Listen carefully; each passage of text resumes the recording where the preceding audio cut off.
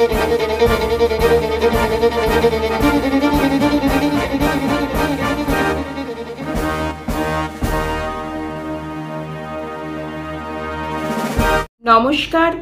আমি সায়ন্তনী রায়মণ্ডল। ব্রততী পরম্পরা ডিজিটাল নিউজে আপনাদের স্বাগত। প্রথমেই আজকের শিরোনামে। আলোর মহোৎসব, উৎসবের মরশুম শেষে আবহাওয়ার বদল।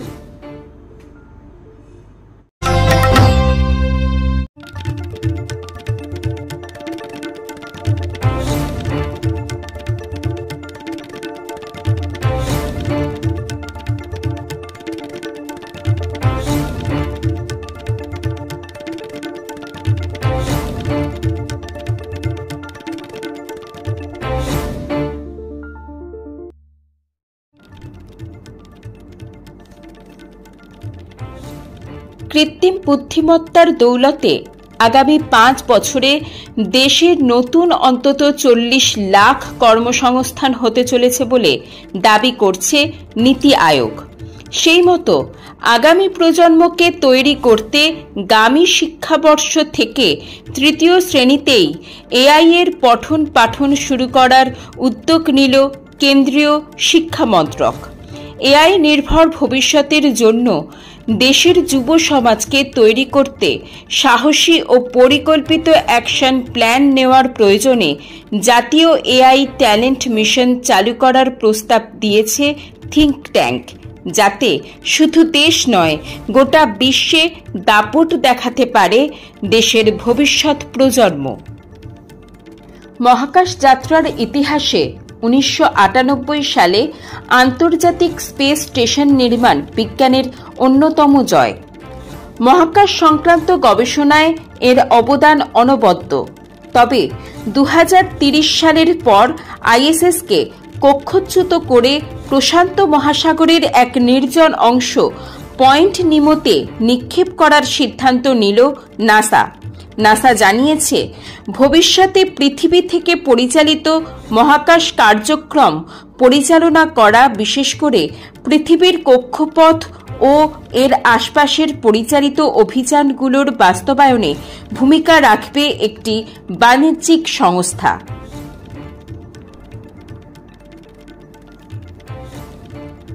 সম্প্রতি আবুধাবিতে ইউনিয়ন ফর কনজারভেশন অফ নেচারের সম্মেলনে বিলুপ্ত প্রায় বিপন্ন প্রাণীদের নিয়ে একটি রিপোর্টে দেখা যাচ্ছে, বিশ্ব উষ্ণায়নের ফলে মেরু প্রদেশের বাসিন্দা যেমন হাফ সিল, মেরু ভাল্লুক, সি টার্টেল এবং বহু পাখি দ্রুতই বিলুপ্তির পথে এগোচ্ছে।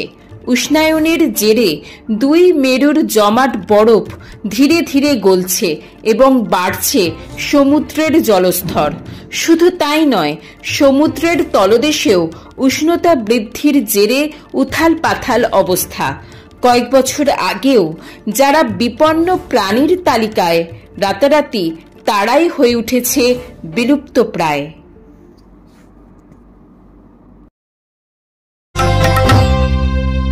অন্ধকারের উৎস থেকে যে আলোর প্রকাশ, আজ সেই আলোতেই ভেসে যাচ্ছে রাতের বসুন্ধরা। কেননা আগামীকাল যে দীপাবলি, এই রাতেই অনুষ্ঠিত হয় শ্যামা কালী পূজা। কাল পশ্চিমবঙ্গের বিভিন্ন প্রান্তের একের পর এক শক্তিপীঠে চিন্ময়ী হয়ে উঠবেন শ্যামা সুন্দরী তারা। অশুভের বিনাশে পৃথিবীর সকল অন্ধকারের অমানিসা দূর করতেই এই আয়োজন। দীপাবলি নামটির অর্থ প্রদীপের মালা। এই আলোর উৎসব কোথাও দেওয়ালি, কোথাও দীপান্বিতা, আবার কোথাও দীপাবলি নামেও পরিচিত। এই দিন হিন্দুরা ঘরে ঘরে ছোট মাটির প্রদীপ জ্বালিয়ে অশুভের অন্ধকারকে মুছে দিতে চান। শুধু ভারতবর্ষই নয়, পৃথিবীর সর্বত্র পালিত হয় আলোর উৎসব। বৌদ্ধ, জৈন, খ্রিস্টানরাও অন্যভাবে পালন করে থাকেন এই উৎসব। দীপাবলিতে যেমন ভারতের বেশিরভাগ মানুষ লক্ষ লক্ষ আলোকসজ্জার মাধ্যমে ধন ও সমৃদ্ধির জন্য ধন সম্পদের দেবী লক্ষ্মীর আরাধনা করে থাকেন, আমাদের অর্থাৎ বাঙালি হিন্দু ধর্মাবলম্বীদের কাছে আবার দীপাবলি ও কালী পুজো প্রায় সমার্থক।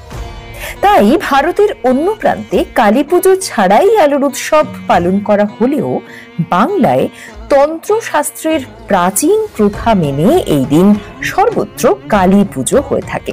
সেজন্য দুর্গাপুজোর রেশ যেতে না যেতেই রাজ্য সহ শহর কলকাতা সেজে ওঠে আলোর মালায়। এবারেও তার ব্যতিক্রম হয়নি। শেষ মুহূর্তে কালী মায়ের আরাধনার প্রস্তুতিতে ব্যস্ত ভক্তরা। ঐতিহ্যবাহী পারিবারিক পুজো থেকে শুরু করে থিম ভিত্তিক বিশাল প্যান্ডেল, সব মিলিয়ে কালী কলকাতা ওয়ালি শহর এক নব উদ্দীপনায় মাতোয়ারা।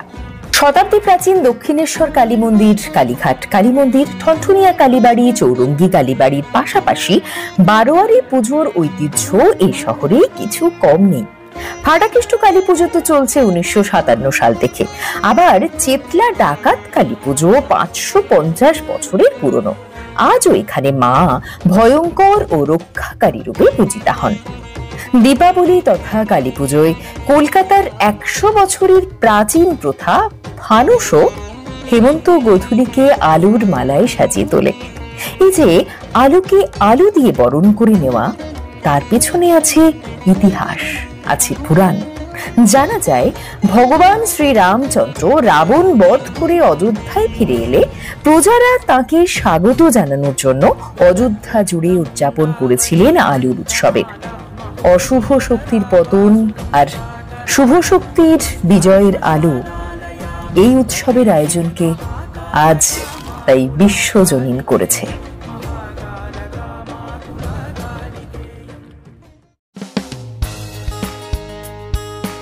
ব্রততী পরম্পরা ও কাব্যায়নের বিভিন্ন শাখায় অফলাইন ও অনলাইন আবৃত্তি প্রশিক্ষণের জন্য ভর্তি চলছে।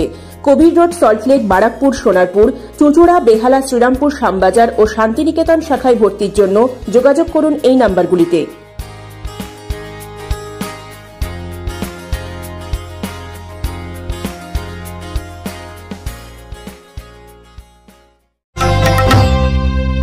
ক্যালেন্ডারে অক্টোবর মাস পড়লেও বর্ষার রেশ কাটছিল না।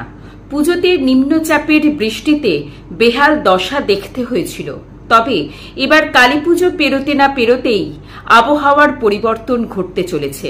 বর্ষা বিদায়ের ইঙ্গিত দিয়ে হাওয়া অফিস কি বলছে আবহাওয়ার ব্যাপারে জেনে নেব প্রতিবেদনে। কালীপুজো দীপাবলির আগেই সুখবর শুনিয়েছে হাওয়া অফিস। আগামী সপ্তাহ থেকেই পশ্চিমবঙ্গে বর্ষা বিদায় নেবে। আবহাওয়া দপ্তর সূত্রে জানা গেছে, বর্তমানে আপাতত মৌসুমী বায়ুর প্রভাবে পশ্চিমবঙ্গের স্থানীয় কিছু অঞ্চলে বিক্ষিপ্ত বৃষ্টিপাত ঘটলেও আর 2-3 দিন পর ধীরে ধীরে এবছরের মতো বর্ষা বিদায় নেবে বাংলা থেকে। একই সঙ্গে বিহার, ঝাড়খণ্ড, ছত্তিশগড় থেকেও বর্ষা বিদায় নেবে। সব মিলিয়ে আগামী 3 দিনের মধ্যে পশ্চিমবঙ্গ, উড়িষ্যা, সিকিম, তেলেঙ্গানা থেকেও বর্ষা বিদায় পর্ব শুরু হয়ে যাবে।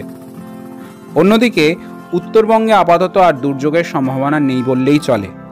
দার্জিলিং, জলপাইগুড়ি, আলিপুরদুয়ার, কোচবিহার, কালিম্পংয়ে বিক্ষিপ্ত হালকা বৃষ্টিপাত হতে পারে বলে জানিয়েছে আবহাওয়া দপ্তর। কলকাতাতে এখন সর্বোচ্চ তাপমাত্রা থাকছে 30 ডিগ্রি সেলসিয়াসের আশেপাশে, যা স্বাভাবিকের থেকে 2 ডিগ্রি কম। ভোরবেলায় অতি ক্ষীণ কুয়াশার স্তর দেখা যাচ্ছে, সেই সঙ্গে বাতাসে হালকা শিরশিরানি ভাব। বর্ষা বিদায় নিতেই আবহাওয়ার শুষ্কতা লক্ষ্য করা যাচ্ছে। পরপর উৎসব পেরিয়ে বছর শেষে এবার কবে শীতের আগমন ঘটে, এখন সেটাই দেখার।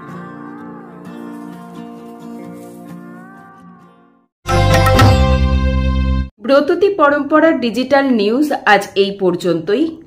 আরও খবর জানতে চোখ রাখুন আমাদের ফেসবুক পেজ এবং ইউটিউব চ্যানেলে। নমস্কার।